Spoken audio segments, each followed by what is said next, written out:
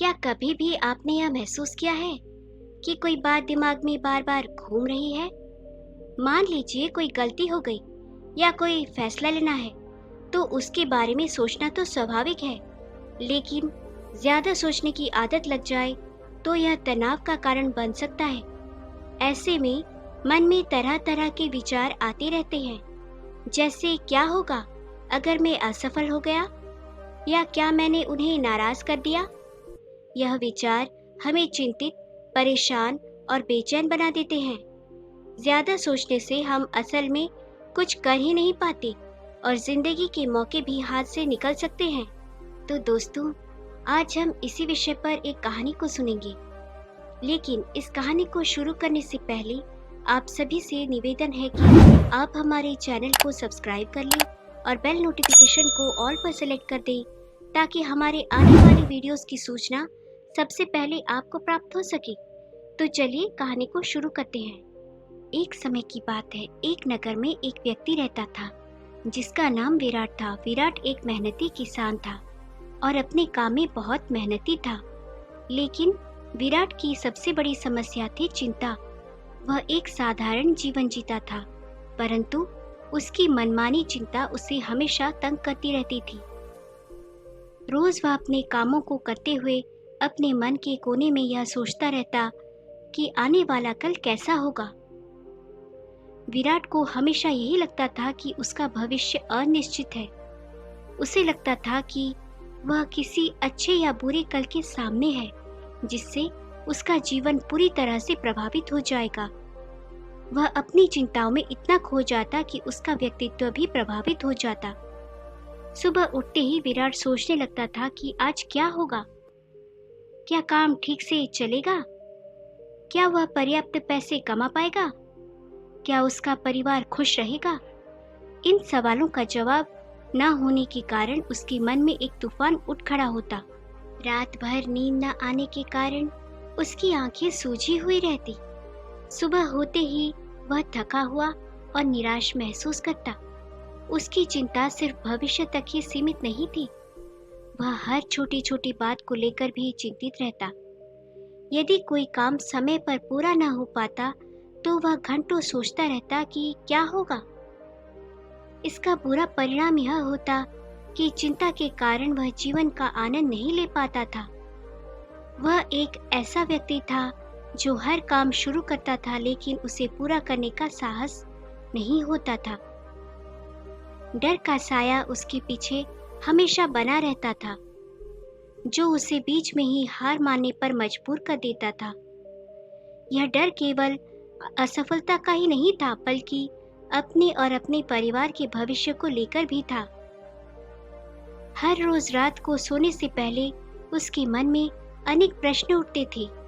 क्या मैं अपने बच्चों को एक अच्छा जीवन दे पाऊंगा? क्या मैं उनका पालन पोषण ठीक से कर पाऊंगा? मेरे बाद उनका क्या होगा? यह चिंताएं उसे रातों रात जगाए रखती थी। उसके माथे पर चिंता की गहरी रेखाएं उभर आई थी और उसकी आंखों में हमेशा एक उदासी छाई रहती थी। वह सोचता था कि काश वह कुछ ऐसा कर पाता जिससे उसका भविष्य और उसके परिवार का भविष्य सुरक्षित हो जाता। उसने कई बार नौकरी बदलने की कोशिश की, लेकिन हर बार असफलता का सामना करना पड़ा। धीरे धीरे उसका आत्मविश्वास कम होने लगा और हताशा उसे घेरने लगी। इस चिंता के समाधान की तलाश में वह कई ज्ञानियों से मिला। उसने प्रसिद्ध विद्वानों और संतों की शरण ली, उनसे बातें की, अपनी चिंता का कारण बताया और समाधान की भीख मांगी। लेकिन किसी भी ज्ञानी आर्य या संत ने उसकी चिंता का समाधान नहीं बता पाए।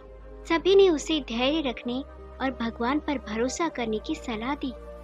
निराश होकर वह अपने मित्रों और सगे संबंधियों से भी इस बारे में बात करने लगा।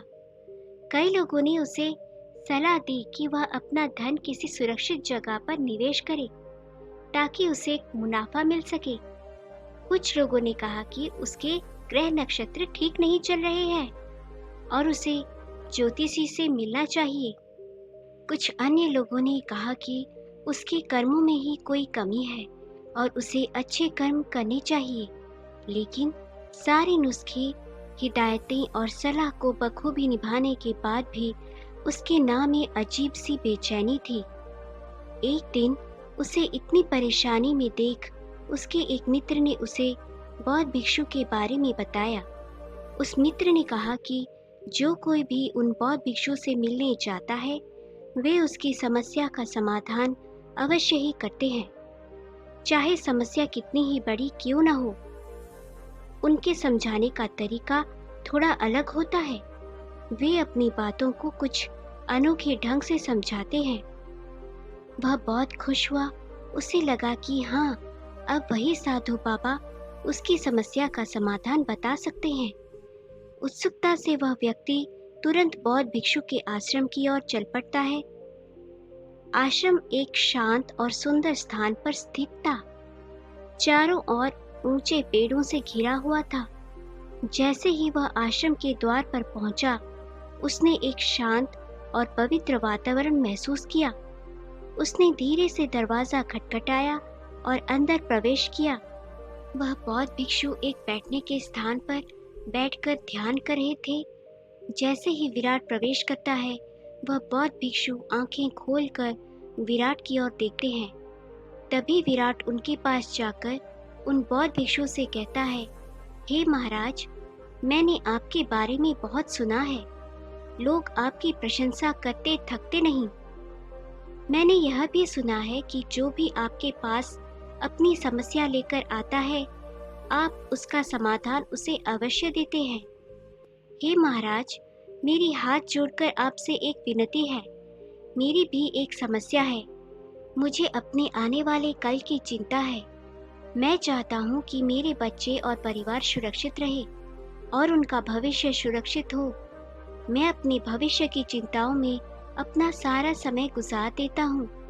मुझे बहुत डर लगता है। भविष्य के बारे में सोच सोचकर मेरे मन में अनेक प्रश्न उठते थे। क्या मैं अपने बच्चों को एक अच्छा जीवन दे पाऊंगा? क्या मैं उनका पालन पोषण ठीक से कर पाऊंगा? मेरे बाद उनका क्या होगा? यह चिंताएं मुझे रातों रात जगाए रखती है। अगर आप उसका समाधान कर देंगे तो आप जो चाहेंगे मैं आपको वो देने को तैयार हूँ। फिर भले ही मुझे बाजार से कर्जा क्यों न लेना पड़े। विराट की बात सुनकर वह बौद्ध भिक्षु मुस्कुराते हैं और कहते हैं, बेटा, धन दौलत से मेरे मन को कोई संतोष नहीं मिलता। मुझे यह सारी चीजें नहीं चाहिए। मैं तुम्हारी समस्या का हल तभी निकाल सकता हूँ जब तुम मेरी बातों पर गंभीरता से ध्यान दो। जब तक तुम मुझ पर भरोसा नहीं करोगे, मेरी मदद भी तुम्हारे काम नहीं आ सकती। अगर तुम्हें मुझे कुछ देना ही है तो मैं तुम्हारा समय चाहता हूँ। क्या तुम मेरे लिए समय निकाल सकते हो ताकि मैं तुम्हें समझा पाऊँ कि तुम क्या गलती कर रहे हो? यह सुनते ही विजय की आंखों में आशा की किरण चमक उठी। वह तुरंत ही बौद्ध भिक्षु से बोला, जी गुरुजी, मैं आपको अपना समय देने के लिए तैयार हूँ। आप जो कहेंगे मैं वह करूँगा।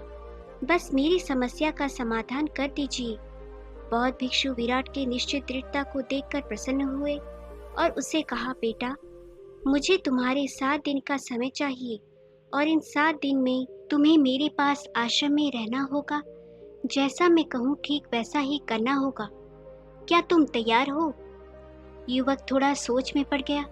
उसके दिमाग में यह ख्याल आया कि अगर वह 7 दिन तक बौद्ध भिक्षु के साथ रहेगा तो उसका काम कैसे चलेगा, उसके घर के खर्चे कैसे पूरे होंगे और सबसे जरूरी बात, उसकी पत्नी यह सुनकर क्या कहेगी। लेकिन उसे समाधान भी चाहिए था। आदमी ने सोचा, अगर मैं अपनी पत्नी से कहूँ कि मुझे अपनी समस्या का समाधान ढूंढकर बेहतर इंसान बनना है और इसके लिए मुझे 7 दिन इन बौद्ध भिक्षुओं के साथ रहना होगा, तो अवश्य ही उसकी पत्नी उसे बौद्ध भिक्षु के साथ रहने की इजाज़त दे देगी। और वैसे भी मेरी जिंदगी से बस 7 दिन ही तो मांगा है। लेकिन अगर मैं इस समस्या का समाधान नहीं ढूंढ पाया, तो यह चिंता मुझे जीवन भर परेशान करेगी। उसने सोचा, कि वह इस समस्या का समाधान ढूंढने के लिए 7 दिन समर्पित कर सकता है। काफी सोच विचार के बाद वह बौद्ध भिक्षु से कहा, ठीक है गुरुजी, मैं आपको 7 दिन देने के लिए तैयार हूँ, लेकिन इसके पहले उसे अपनी पत्नी को यह सब बताना होगा ताकि वह परेशान ना हो।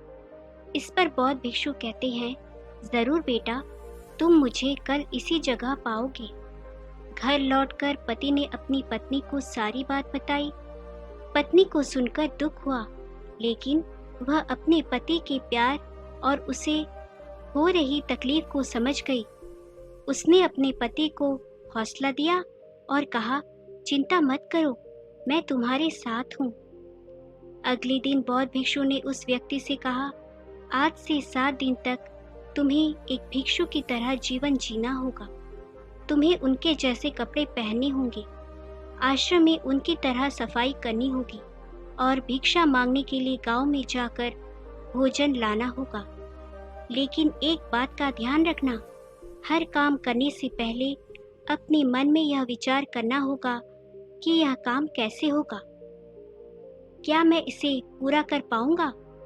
अगर हाँ, तो कितनी बखूबी से, और यह काम खत्म होने के बाद क्या परिणाम होगा, यह सोचकर ही हर काम करना होगा। व्यक्ति थोड़ा घबराया हुआ था। भिक्षु का जीवन बिल्कुल नया अनुभव था, लेकिन विराट ने बौद्ध भिक्षु की बातों को स्वीकार कर लिया। उसे लगा यह 7 दिन आसानी से कट जाएंगे। आखिर थोड़े कपड़े धोने होंगे, झाड़ू लगाने होंगे और भिक्षा मांगने में क्या है। वह मन ही मन सोच रहा था कि यह तो रोजमर्रा के काम है, जिन्हें मैं वैसे भी घर पर करता हूँ, इसमें क्या मुश्किल है। उसने आश्रम के वस्त्र पहने, झाड़ू उठाया और आश्रम की सफाई करने के लिए तैयार हो गया। उसने अपने मन में बौद्ध भिक्षु के शब्दों को दोहराया। उसने सोचा, यह झाड़ू लगाना कितना कठिन है। बिल्कुल नहीं। क्या मैं इसे पूरा कर सकता हूँ? हाँ, आसानी से। मैं इसे और भी बेहतर कैसे कर सकता हूँ? धीरे से और ध्यान से झाड़ू लगाकर, यह सुनिश्चित करते हुए कि कोई कोना ना छूटे। इस काम को पूरा करने का क्या परिणाम होगा? आश्रम स्वच्छ होगा और रहने में अच्छा लगेगा। और फिर उसने आश्रम की सफाई शुरू कर दी। जब सब्जियां काटने का समय आया, विराट ने गुरुजी के कहे अनुसार मन में विचार किया कि यह काम कैसे होगा और इसका क्या परिणाम होगा।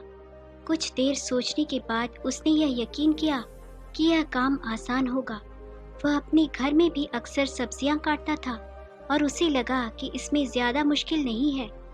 उसने सोचा कि थोड़ी मेहनत और सावधानी से सब्जियां काटने से सबको खुश करना संभव होगा। इस काम के बाद वह आश्रम के रसोई में मदद करने का आनंद लेगा, जिससे सबको समय पर और स्वादिष्ट भोजन मिल सकेगा। विराट को यह अवसर अन्यों की सेवा करने का एक सुंदर मौका प्रदान करेगा और उसे खुशी होगी कि उसने इस काम में योगदान दिया। जब भिक्षा मांगने का समय आया तो विराट ने मन में सोचा कि कैसे होगा भिक्षा मांगना। उसने खुद से पूछा कि क्या यह कठिन होगा। फिर विराट ने सोचा कि भिक्षा मांगने में क्या कठिनाई है। मैं पैसे नहीं मांग रहा, बस एक रोटी या थोड़ा अनाज। मुझे उम्मीद है कि लोग दया दिखाएंगे और मुझे कुछ न कुछ जरूर देंगे। क्या यह मुश्किल होगा?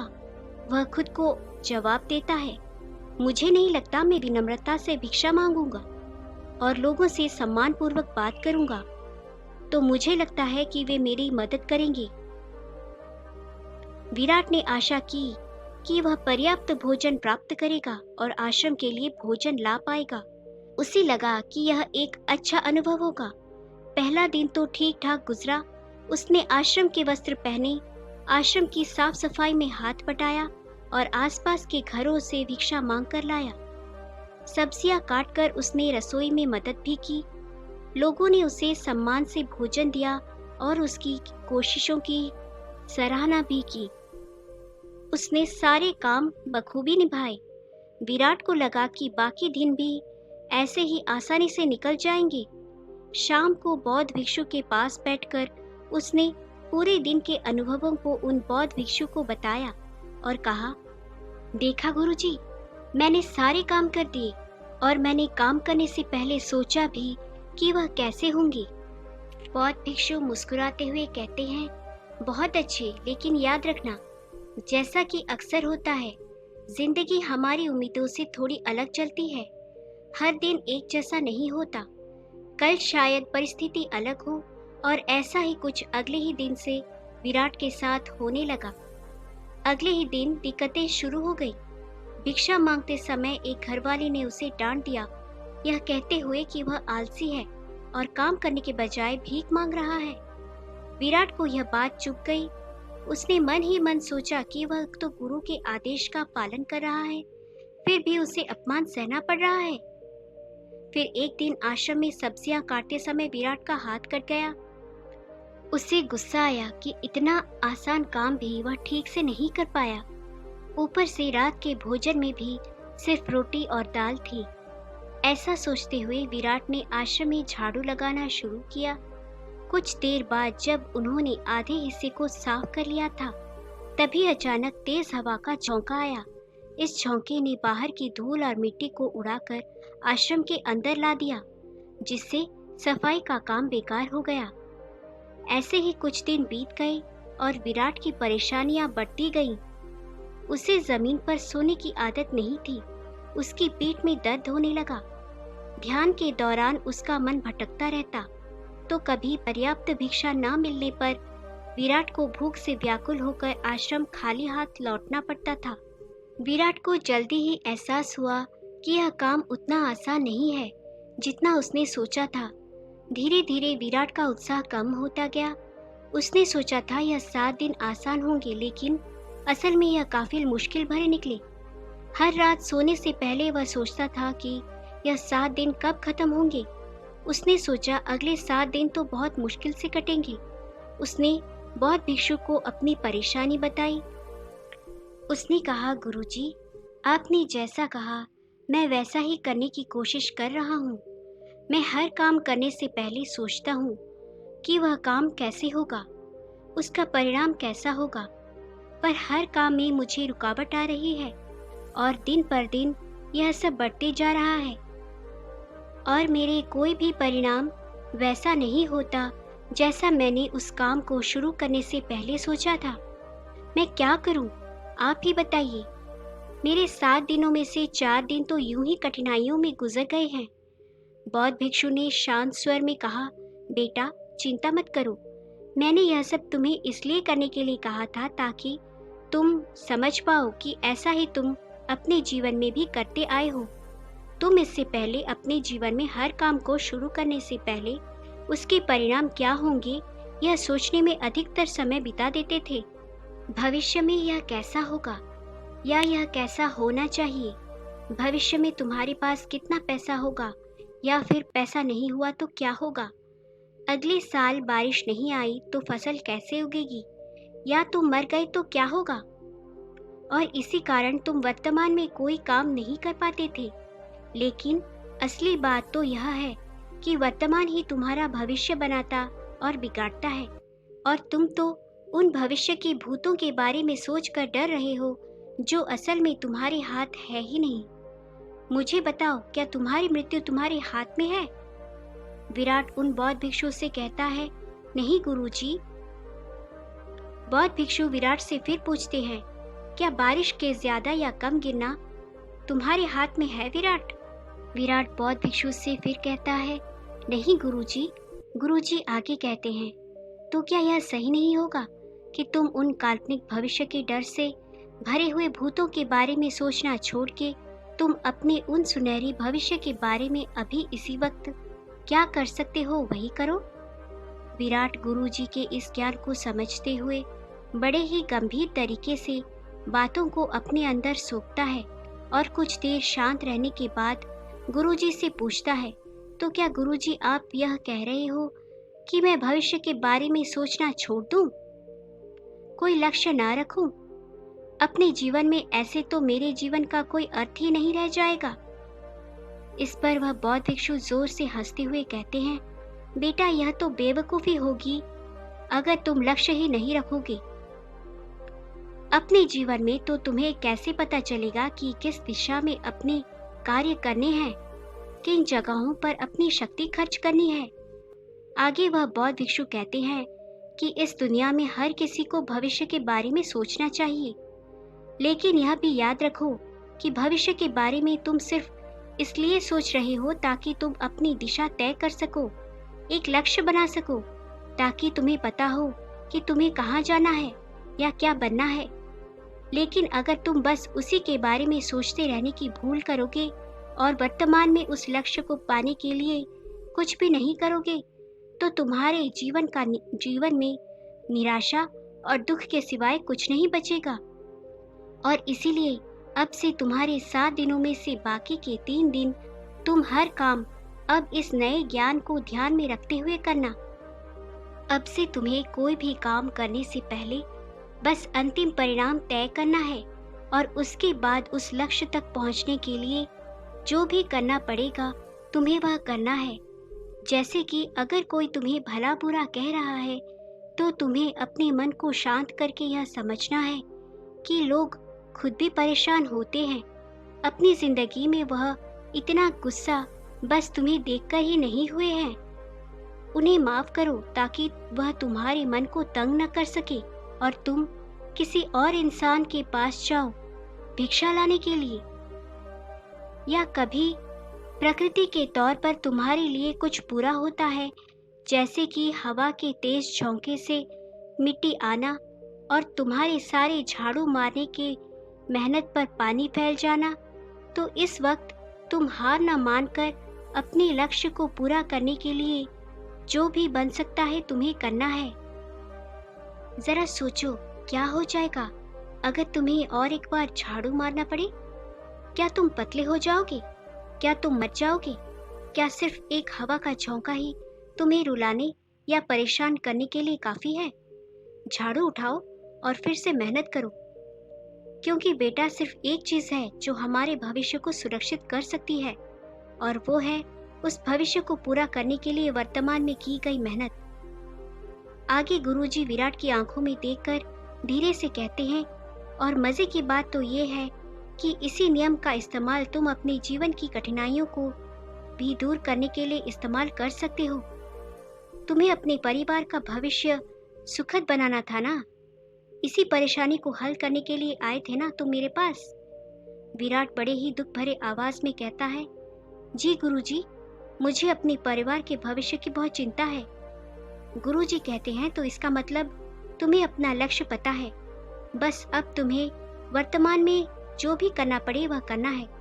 उसे पूरा करने के लिए अपने काम में दुगना मेहनत करो। बस भविष्य के सोचते रहने से वह कभी नहीं बदलेगा। विराट को अपने विचारों में एक अजीब सी स्पष्टता का अनुभव होता है। कुछ देर शांत बैठकर उसने जो कुछ भी सीखा था उसे याद रखने का संकल्प लिया। फिर बौद्ध भिक्षु से बोला, गुरुजी, अब मुझे सब समझ में आ गया है।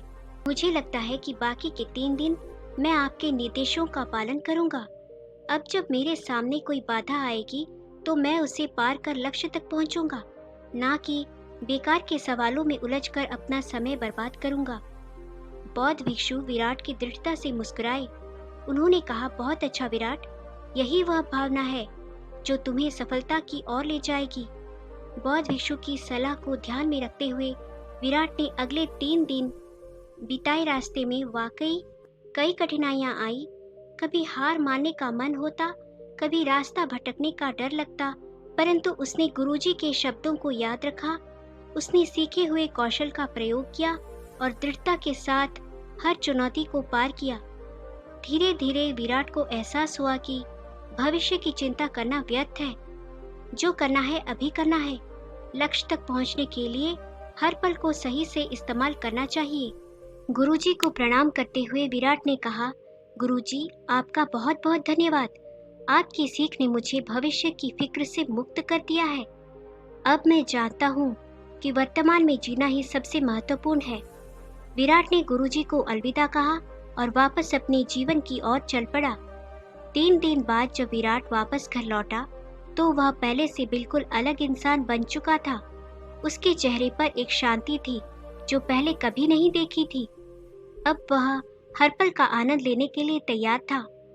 दोस्तों, आपने आज के इस वीडियो से क्या सीखा, हमें कमेंट करके ज़रूर बताएं।